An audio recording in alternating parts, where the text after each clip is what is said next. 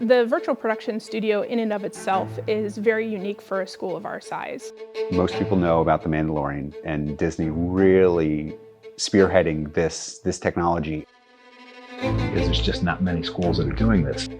Maybe, I don't know what the number would be, 5%, 10%? You see this on professional sets.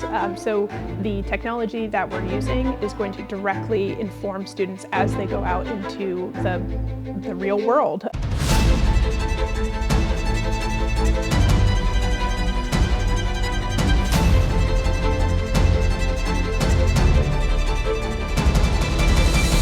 So it's pretty exciting in that sense.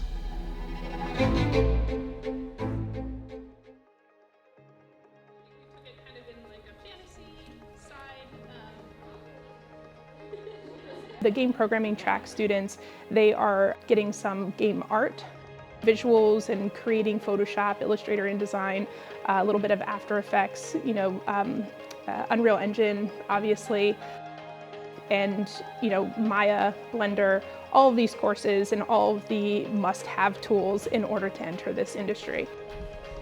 It's not just theoretical collaboration, it's direct collaboration in the moment, in the studio.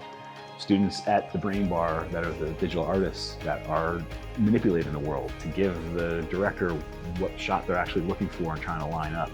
The crew, of course, working with them and just kind of like feeding off of one another, the creative ideas, tossing back and forth and seeing the possibilities. So then you bring the actors in, and as I mentioned earlier, the actors are they're interacting with things that they can see rather than just something that is like, a tennis ball or some type of visual cue in the background that's their eye line, which makes their experience much more genuine.